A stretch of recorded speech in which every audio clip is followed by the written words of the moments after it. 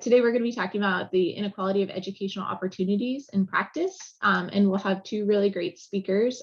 First, Paula Arstigati, who's the director of the National Network of Education Research Practice Partnerships in the US, will speak about how we've seen education research practice partnerships responding to the pandemic and what has been done so far. And then Tijana Breuer from the Education Lab in the Netherlands will speak about what's happening in the Netherlands, and then we'll have kind of a time for questions and comparing and contrasting of opportunity of the different approaches. So I will let Paula go ahead and start. Great, thanks, Megan. Can everybody hear me okay? Yeah, okay. Whoops. Yeah, so we're going to talk about what Tijana and I can say about the role of evidence and its use in education, and comparing and contrasting the US and the Netherlands perspective. So I'll be speaking about the US perspective, and Tijana will be speaking about the Netherlands perspective. So as Megan said, I'm the director of the National Network of Education Research Practice Partnerships, or NERP. We are based at Rice University in Houston, Texas. And we are a network of research practice partnerships, as the name implies. And I usually like to start with this NERP member map to give people a better sense of who we are and what we do. So as you can see, we have members, which are RPPs all across the US. We have a little over 50 members. They include all kinds of research practice partnerships working at all levels of the system. Some partners with schools, some partner with district central offices, some partner with state agencies, and they tackle all kinds of education questions. The main thing that holds them together is that they're very focused on problems of practice. So it's less about the theoretical contributions of RPPs and more about how can we solve what our practice side partners need. So the average age of these RPPs and NERP are about 7 years. So it's actually, they're not very old. The oldest RPP that you'll see in the US is the UChicago Consortium on School Research, which is very well known. It's been around since 1990. So pretty recent, but there's a lot of momentum around RPPs in the US, at least, for sure. And the state with the most NERP members is California. As you might expect, California is pretty large, so they have a lot of organizations in the partnership world popping up. So our mission, we aim to develop, support, and connect RPPs in education, not only to improve their productivity, but to improve the connections between research policy and practice. So everything I'm going to share with you today, just some ideas, they come from our experiences serving as an intermediary in this space between research policy and practice. We bring our partnerships together to develop and share best partnership practices, which forces us to think about what does it mean to support evidence use in practice? What does it mean to try to change policy? What does it mean to produce actionable knowledge? Those are the kinds of questions that we think about as a group. We also do some of these other things that I mentioned here, but I think most relevant to this conversation is that first one is why RPPs and what makes them useful. So just some background on the US perspective. So the kind of backing up the question again is, what is the role of evidence in supporting policy and practice changes on the ground, right? And so in the US, this kind of starts back in the 2000s. So I've got separated into two sides here. We can sort of think about a demand side of this problem and then a supply side of this problem. On the demand side, which is more the practice side, and by that I mean like schools and districts and state agencies, we have the No Child Left Behind Act of 2001, which really created a whole bunch of infrastructure for schools and districts to produce data. Right, so there you see that first bullet point, data and research elevated as key levers for educational improvement, so that if we are to improve, then we need data and research showing like where we stand. So that's sort of the theory of action there. So there's a huge push in accountability, especially in terms of reading and math. And then there was introductions of sanctions for failing to meet performance-based standards. So there's a lot of unintended consequences related to this, which I'm not going to get into today, but there's a lot of research on that. But the main thing to say is on the practice side, previous to No Child Left Behind, maybe data and research was being used, but afterwards, there was a huge push for schools and districts to produce data on these performance-based metrics, right? What I'm calling the supply side, the research side, the production of evidence, there's two relevant acts here. So we have the Education Sciences Reform Act, ESRA, which created the Institute of Education Sciences in 2002. And IES is a research branch of the US Department of Education. And so I put the mission here just to kind of give us some orientation here. The mission is to provide scientific evidence on which to ground education practice and policy, and to second, share this information in formats that are useful. Two things to note here. So one, when they talk about scientific evidence from IES, they really mean very narrowly randomized control trials type of evidence, which may or may not be useful to practice, which is something I'll return to in a second.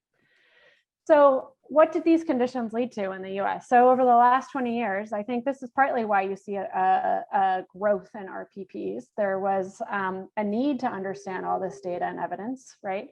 But from the demand side, so we have the development of infrastructure across schools and districts so that they turn into producers of data, but not necessarily consumers of data. And I think this is a key problem that we keep seeing in the US, that they're not really built to be consumers of data or evidence. On the supply side, so that from the IES side, we have the development of infrastructure that provided schools and districts access. So that was a huge thing, right? Access to evidence-based interventions. And specifically through an initiative that you might be familiar with, the What Works Clearinghouse here, which is basically a repository of evidence-based interventions, noting what was the intervention and how was it tested? And it's a very kind of small select subset of evidence-based interventions. Notably, from what we know and what research shows from our colleagues at the National Center for Research and Policy and Practice, not many practitioners access the What Works Clearinghouse. It's not really used at all. So a few reflections. We created the conditions to shift schools and districts into producers of data in the US, and we gave them access to all these RCT-backed interventions, but it did not lead to enormous shifts in research use. So there's a few reflections here. So one, while schools and districts are producing all of this data, there still isn't really an infrastructure for how to integrate that evidence into improvement itself. You still need to create a process, you still need to create systems to integrate that knowledge. The second column that you see there, so IES has funded a whole bunch of research projects. That was one of its main purposes, right, is to fund research on this, as well as its dissemination efforts. But it's not clear that those in policy and practice are using them at all. One thing to note here is that IES is not being held accountable for producing findings that actually can be used or are useful to practice. So the main conclusion here, and then that third column, is that there's a huge disconnect between the supply and demand with respect to how evidence is produced, by whom, and for what purpose. And then key to note here is that anytime you hear dissemination, it really implies a one-way transmission of knowledge. And this is when RPPs come in, is that RPPs try to reposition this dissemination thing. They kind of do away with that altogether. They try to emphasize engagement across research and practice. So 3 lessons, and then I'll turn it over to Tijana. So some lessons that we've had from RPPs that could be helpful to think about this. Influencing policy is not the same thing as changing practice. Those happen in different sectors of the ecosystem.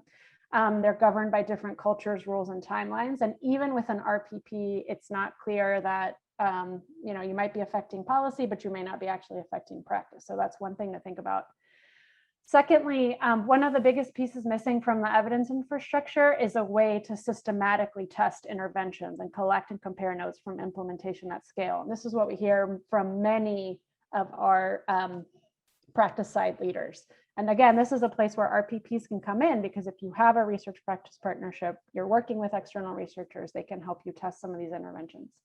And finally, the potential for an intended user to engage with evidence is mediated by their capacity, motivation, and opportunity to use evidence. So I think we have, in general, we have a very surface level notion of the problem of evidence use, where we just think, oh, if we just give them access, practitioners will use it. It's actually more complicated than that. And here's 3 dimensions that have been surfaced in the field of communication science to help us think about this problem more completely. So Tijana, I'm going to stop sharing my screen, and then you should be able to. Yes. Thank you very much, Paula. I will just briefly say something about the Dutch situation in this regard. I think it's good for everyone to know that Paula and I already had an amazing conversation about this, and I think that the work that you're doing in US is really amazing, and well, we could have a lot of lessons learned from you here in the Netherlands.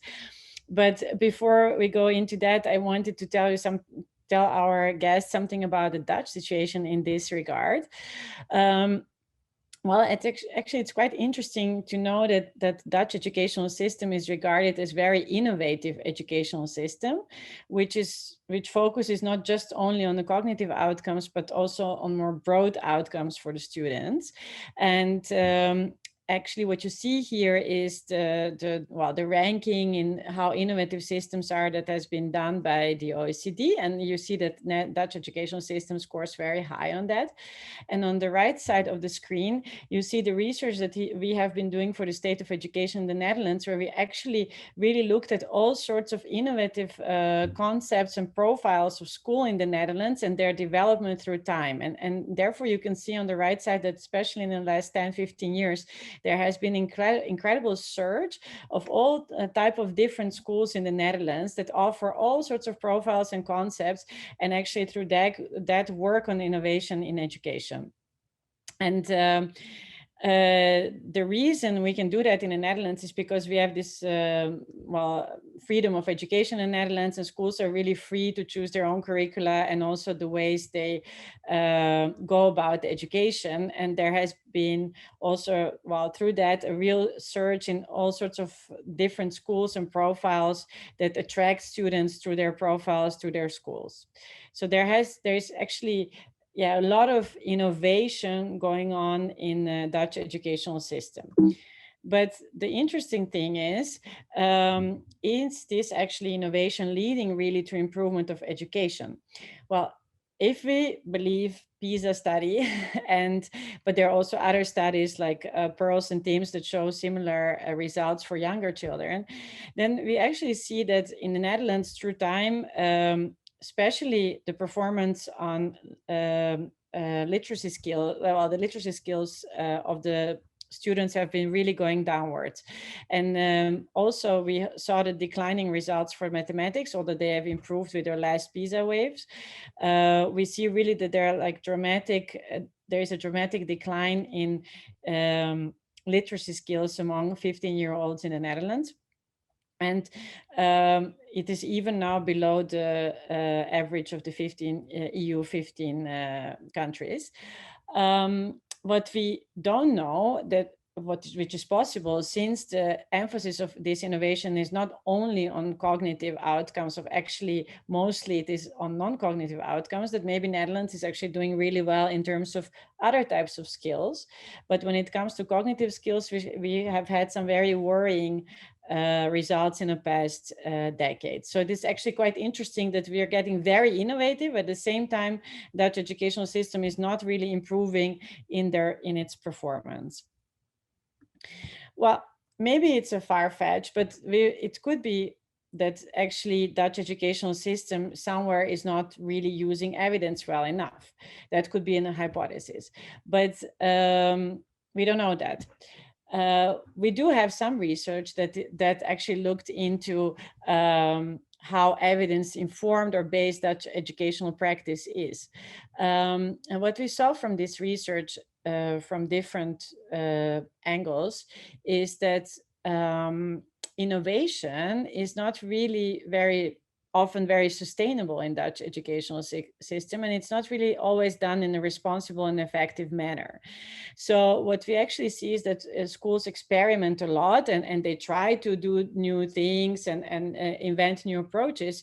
But for example, educational inspectorate in the Netherlands comes at schools, and oftentimes they would see innovations that that if we look at what we would expect from the evidence to be effective are actually shown to be ineffective, yet schools are introducing those. What we also see, there is a really lack of monitoring of progress and measurement of effectiveness of many of these innovative approaches. There's also a lack of really knowledge sharing between schools. So if something then proves to be effective, then there is no really system in place to scale this up or really very well share this knowledge. And what we hear a lot from schools, because part of my job is also an inspector of education, is that schools are emphasizing a lot this broader development of skills, so non-cognitive skills. But also there is little scientific evidence that they are actually successful in reaching this goal, because they also on this side, there is a lack of monitoring and evaluation of this. But Netherlands is increasingly trying to bridge this gap between the research and practice. And there have been really a lot of investments in knowledge creation and dissemination through National Science Foundation in the Netherlands, which has increasingly starting to have a role also of the knowledge broker. So where actually there's a special, let's say, a special unit of National Science Foundation really only oriented towards educational research. And they're producing a lot of different products now that that actually that they're trying to help schools use knowledge. So through toolkits, videos, knowledge sharing platforms, also the products that we develop at Education Lab. There has been also in the past 10 years this great number of new so-called academic working places in the Netherlands, and you can see those as labs that are actually working on innovative approaches in education, where actually schools come together with academics and they work together on different new approaches. However, few of these really use rigorous evaluations to evaluate the impact of these new approaches. But luckily, in this respect, there has been a COVID crisis, which for many things was bad, but for one thing it was good. We really in the Netherlands shifted attention to evidence-informed practices, as we can also see from this conference. And there has been really surge in interest in evidence-informed practices and also how to go about them. And I hope that in the next couple of months or years, there will be even more, that learning communities might be more created around this topic, and in a line that what we heard from Paula, also in the Netherlands, where we actually work on the infrastructure in which we can come up with evidence-informed practices or evidence-based practices actually, and is infrastructures that will stimulate innovation in Dutch educational systems in a more sustainable manner. So what seems to be needed right now is, in the first place, clear vision and strategy on how to innovate in a more sustainable way and what is needed for that. And I think this session is very interesting for that, because I think we can learn a great deal from American, but also English practices, as described, for example, by John Kay in his keynote speech. We would also need in Netherlands more research involving measurements of effectiveness, because we do have a lot of educational research in the Netherlands, but there's a lot done of actually analyzing the problem, diagnosis of the problem, but not so much of the effectiveness of different approaches. And we also would need more active support for schools to use knowledge, because what we see is that oftentimes, yes, there is a lot of passive dissemination of knowledge, but not so much active support for schools to use this knowledge. And perhaps we also need more of a cultural change in educational practice, but also among scientists, where we actually more and more should look for each other and start to co-create these new innovations.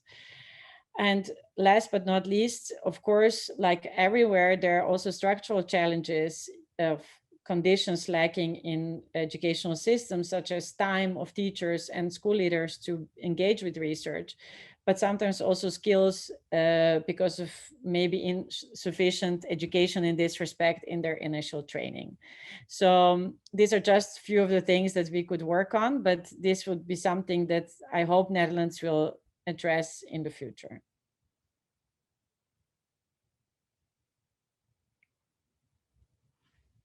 Thank you.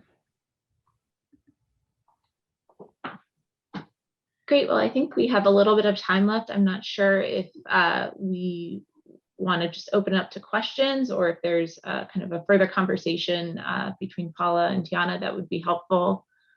So also, if I haven't seen any questions come in through the chat, but feel free to add them.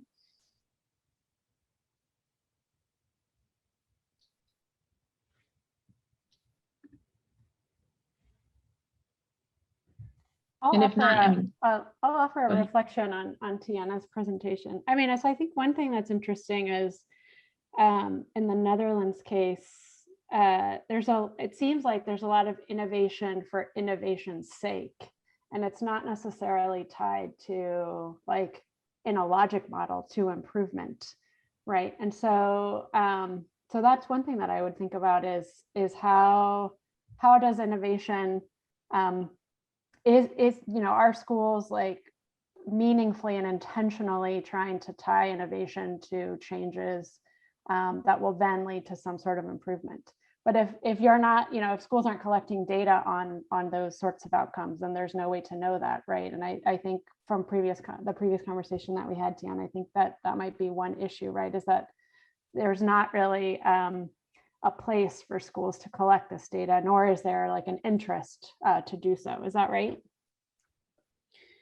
Well, I think we do have a lot of, I think, well, it depends. In the primary education, actually, Netherlands has very, well, when it comes to cognitive outcomes, because there are no instruments, well, there are instruments to measure non-cognitive outcomes, but they're not as widely used by schools.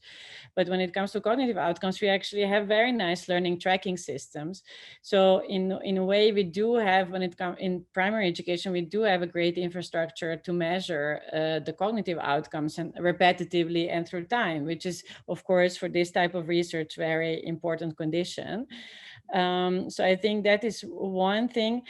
And I think, yeah, I was actually amazed to hear from John Kay in a keynote speech that over half of English schools have been involved in experimental research. That is for us just like a dream scenario. And I don't know if you would have the similar numbers from US, or if you would know something about the participation of schools in this, but I was actually very astonished, and that is an amazing achievement.